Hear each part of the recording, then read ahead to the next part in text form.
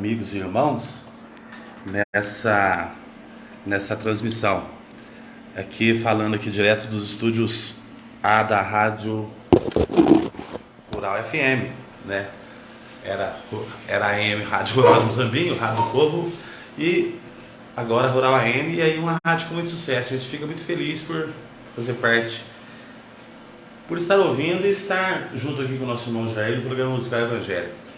Então, conversando com o Jair esses dias aí lá na igreja, na escola dominical, ele me estendeu esse convite para estar aqui durante alguns minutos falando para você da palavra de Deus, da palavra do Senhor, né?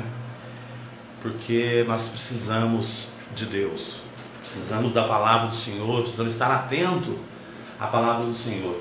Os dias são últimos, são finais, as pessoas não entendem o que está acontecendo, essa pandemia, as guerras, os terremotos, né? Esse último terremoto, morreram mais de 50 mil pessoas, 60 mil pessoas.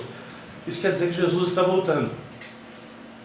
Parece até uma coisa sem graça falar isso, para quem não tem conhecimento da palavra de Deus, mas a verdade é que Jesus está realmente voltando. A Bíblia, a Sagrada Escritura, as profecias bíblicas estão se cumprindo. Jesus está voltando. E nessa volta, Jesus vem buscar a sua igreja. Quem é a igreja? Não é a igreja presbiteriana independente do Zambinho, não é a igreja X, tal e tal e tal. Igreja não salva. Jesus é o Salvador. Ele mesmo diz lá em João capítulo 14, versículo 6, que Ele é o caminho, a verdade e a vida, e ninguém vai ao Pai senão por Cristo. Mas o homem tem preferido caminhar por caminhos errados. O homem tem preferido seguir a si próprio, amar ao dinheiro, a um monte de coisa. O homem tem esquecido de Cristo. Então, um alerta, viu, meu amigo, meu irmão, Jesus está voltando. E você? Como está a tua vida espiritual diante de Deus, diante da Sagrada Escritura? Eu vou convidar você para ler aqui comigo no Evangelho segundo escreveu Lucas, no capítulo de número 5, no versículo 17 até o versículo de número 26. Lucas é o terceiro livro, é Mateus, Marcos e Lucas, depois João, o terceiro livro do Novo Testamento. É uma passagem aqui que fala a cura de um paralítico em Cafarnaum. Versículo 17. Ora, aconteceu que num daqueles dias estava ele ensinando, e achando-se ali assentados fariseus e mestres da lei, vindo de todas as aldeias da Galiléia, da Judéia e de Jerusalém, e o poder do Senhor estava com ele para curar. Com ele, Jesus Cristo, o Filho de Deus, o filho de José, o filho de Maria, naquele momento, né? Vieram então alguns homens trazendo em um leito um paralítico e procuravam introduzir e pô-lo diante de Jesus. E não achando por onde introduzir por causa da multidão, subindo ao eirado, o desceram no leito por entre os ladrilhos para o meio diante de Jesus. Vendo-lhes a fé, Jesus disse ao paralítico: Homem, estão perdoados os seus pecados. E os escribas e fariseus arrazoavam, dizendo: Quem é esse que diz blasfêmias? Quem pode perdoar pecados senão Deus? Jesus, porém, conhecendo-lhe os pensamentos, disse-lhes: Que arrazoais em vosso coração? Qual é mais fácil dizer, então, perdoados os teus pecados, ou levanta-te e anda? Mas para que saiba que o Filho do Homem tem sobre a terra autoridade para perdoar pecado, disse ao paralítico: Eu te ordeno, levanta-te, toma o teu leito e vai para casa. Imediatamente se levantou diante deles, e tomando o leito em que permanecera deitado, voltou para casa glorificando a Deus. Todos ficaram atônitos, dando glória a Deus, e possuídos de temor, diziam: Hoje vimos prodígios. Estamos diante de uma passagem bíblica aqui muito interessante, que Jesus estava ali em Cafarnaum, ele ia muito ali em Cafarnaum, no seu ministério terreno, tá? Jesus pregou o evangelho 3 anos e meio. Ele começou a pregar o evangelho com 29 anos e meio e encerrou com 33 e meio. Até então ele não havia pregado o evangelho. Ele passa ali pelo deserto, né, que é o período da tentação, e após isso ele começa a fazer a sua missão aqui de pregar o evangelho. Vamos entender, pessoal, que nesse momento histórico, Jerusalém era era uma colônia independente, semi-autônoma do Estado romano. Tá? Roma estava no seu auge no século I, e eles pagavam imposto, era tipo escravo mesmo da coroa romana, do Estado romano. E Jesus vem nesse momento, ele começa a fazer alguns milagres, operar alguns milagres, e as pessoas procuravam Jesus por causa dos milagres. Isso tem acontecido até nos dias de hoje. Muitas pessoas vão para a igreja para ser curado de enfermidades físicas. Aqui nós temos no momento um paralítico numa cama. Então aqui no versículo 1 aconteceu que num dia daqueles estava ensinando, e achavam-se ali assentados perto dele fariseus, que é um grupo de pessoas religiosas. Nós temos os saduceus e os fariseus, discutindo com Jesus ali, e gente da Galiléia, da Judéia e Jerusalém. E o poder do Senhor e o poder de Deus estava com ele para curar. E vieram alguns homens trazendo em um leito, em uma cama, um paralítico. E procuravam colocar aquele paralítico ali perto de Jesus, porque sabia que Jesus poderia curá-lo. E não conseguindo passar pela porta, o que eles fizeram? Abriram um buraco no telhado, que não é um telhado igual a esse nosso hoje, as casas têm laje, né?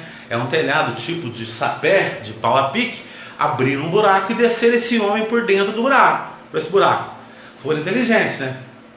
Aí eu pergunto para você, que está me ouvindo, em quem estava a fé naquele momento?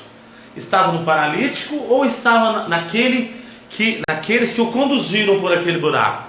Estava naqueles que os conduziram por aquele buraco. Se dependesse do paralítico, ele não seria curado nunca. Ele não andava paralítico desde nascença.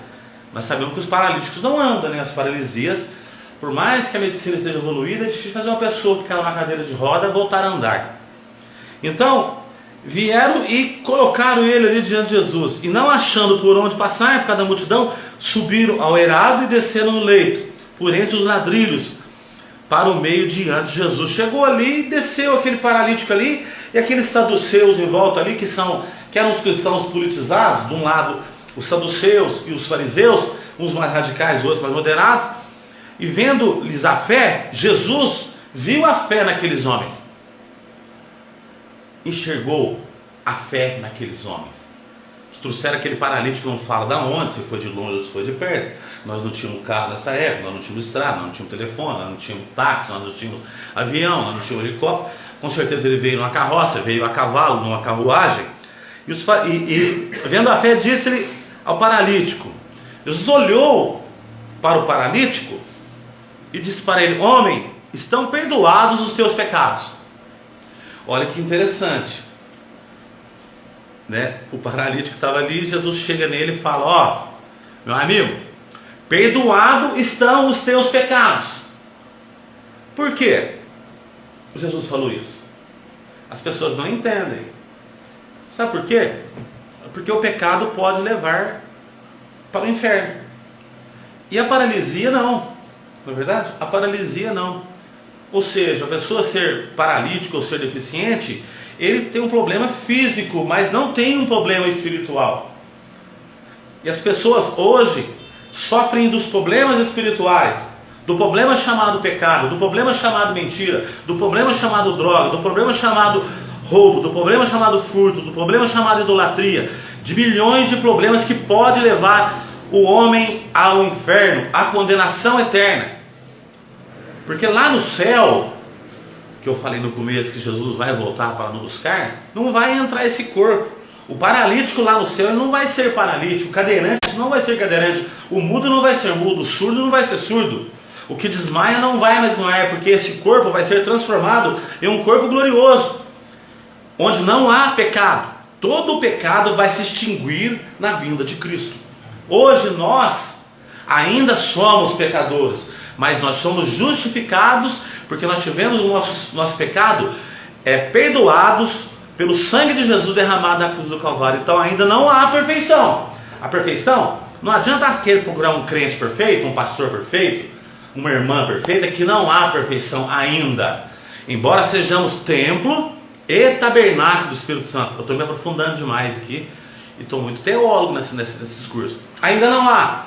Quando Jesus olhou para ele, Jesus falou para ele: olha, perdoado estão os teus pecados. Legal, hein? Eu chegar num paralítico e falar para ele: olha, perdoados estão os teus pecados. Eles também não entenderam. os fariseus, saduceus da lei ali, que seguiam o judaísmo, falaram assim, ó, aí vamos lá para a Bíblia. E os escribas e os fariseus arrazoavam, dizendo: quem é esse que diz blasfêmias? Quem é esse Senhor, esse Jesus, que está falando besteira, blasfêmias? Quem pode perdoar os pecados senão Deus? Porque eles não reconheciam que Jesus era o Filho de Deus, e na condição de filho, Jesus também era Deus, e Jesus também é Deus. Muitas pessoas não reconhecem que Jesus é o Filho de Deus. Muitas pessoas não sabem que Jesus é Deus, e que Jesus, neste momento, agora, Ele está sentado no céu à direita do Pai, cujo cabelo são branco como a lã, cujo corpo é reluzente como latão brilhante, cujos olhos são como chamas de fogo que você não pode olhar, como o sol que você não pode olhar, e cuja voz são como vozes de muitas águas. Jesus está com todo o poder entre os céus e a terra neste momento, e Ele tem poder para perdoar os teus pecados, para te libertar. Ele tem poder para se manifestar para você, e você crer que Ele é o Senhor e Ele é o Filho de Deus.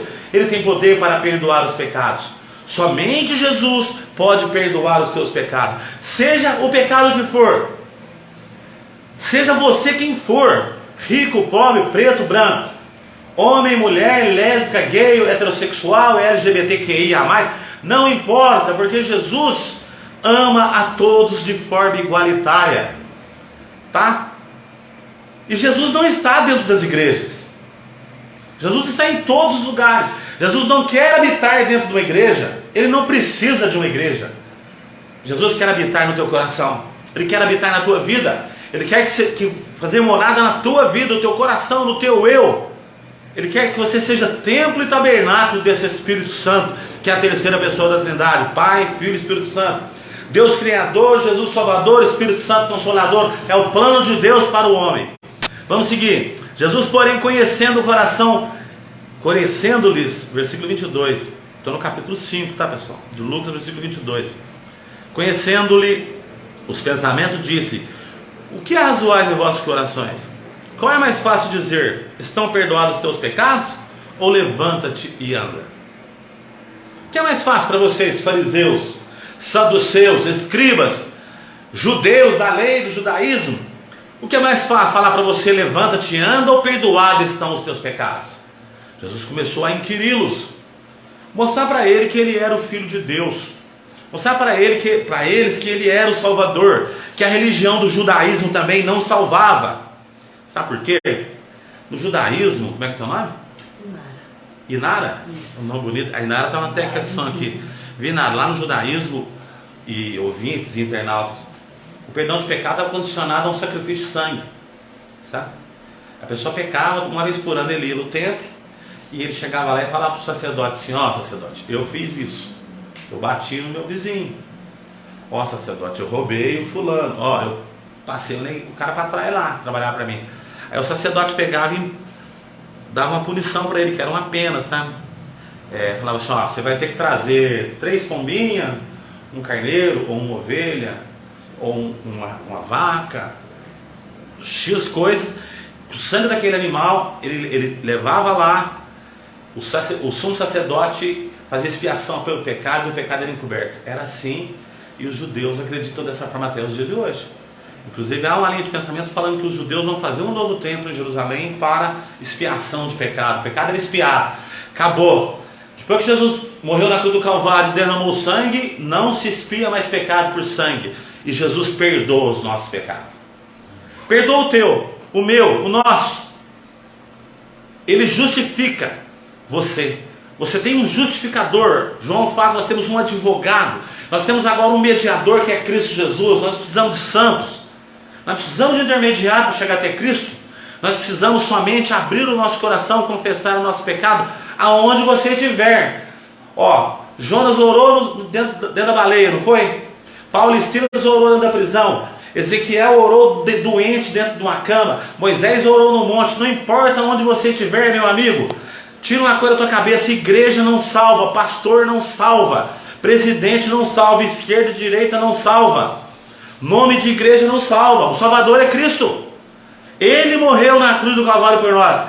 na ótica do pensamento abraâmico, do pensamento judaico, do pensamento mosaico. Nós estamos seguindo a linha, não estamos? Jesus não veio da tribo de Davi? Jesus vem da tribo de Davi. Ele é da tribo de Davi. Ele é o leão da tribo de Judá. Ele é da tribo de Judá. Davi era da tribo de Judá. Nós bebemos na fé abraâmica, na fé do Deus único. Jesus é o Salvador. Acabou, pronta a conversa. Beleza? O resto é conversinha. Jesus não é dono de banco para te dar dinheiro, carro novo, iate, Ferrari. Jesus não é namoro na TV para te arrumar namorada.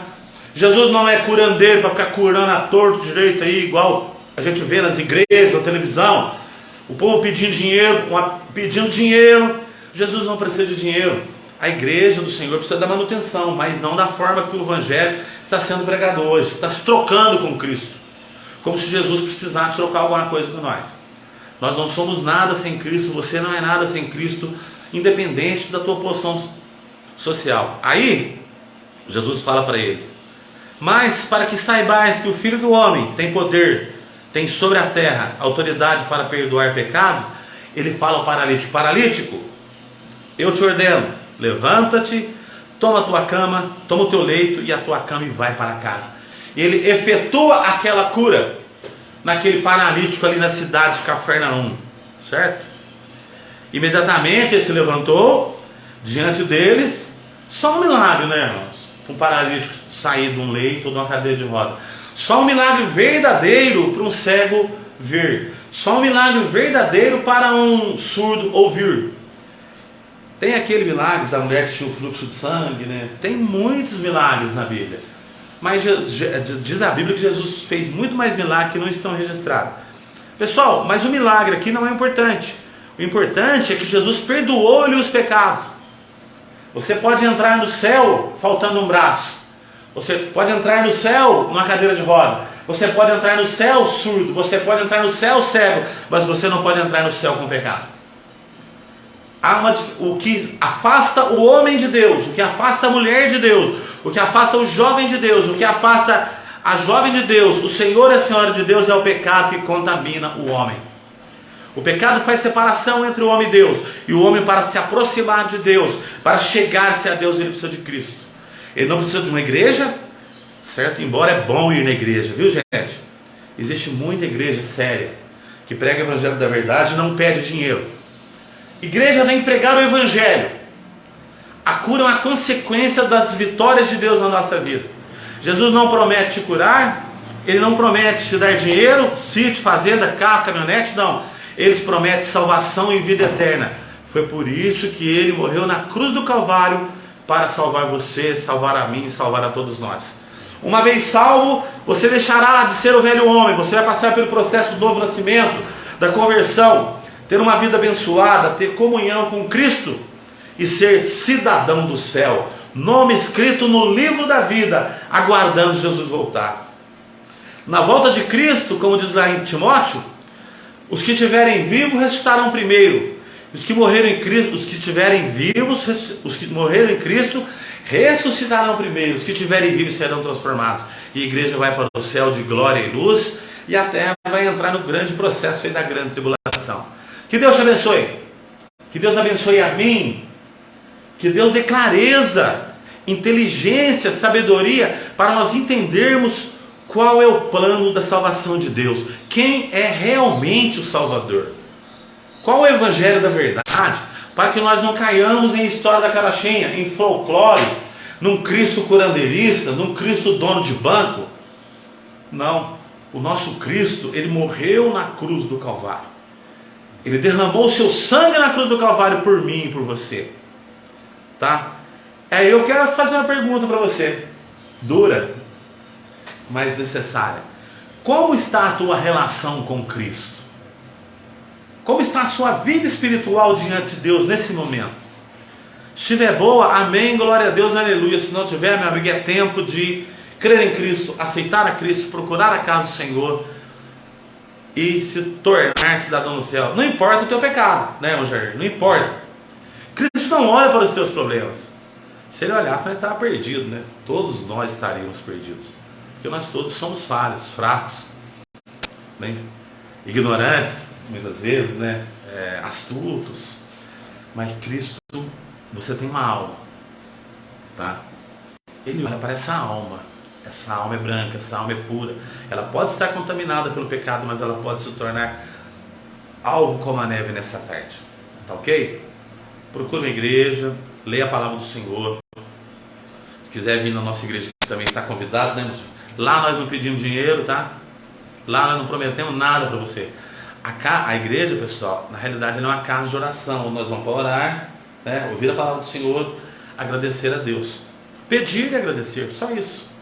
Mas lá não é banco, lá não é concessionário de veículo, lá não vende iate, lá não tem Ferrari, lá não tem curandeirismo, lá não tem charlatanismo, lá não tem nada disso, tá ok? Quero agradecer você, a sua paciência, agradecer a Yara aqui, ao irmão Jair por essa oportunidade, e na outra oportunidade a gente volta aqui para falar do amor de Cristo. Jesus te ama. Eu posso falar para você que Jesus te ama, Ele quer te salvar, escrever seu nome na vida. Dê o primeiro passo para Cristo, aceite Jesus, tá? Para ser cidadão dos céus e morar com Cristo na glória. Muito obrigado. Amém.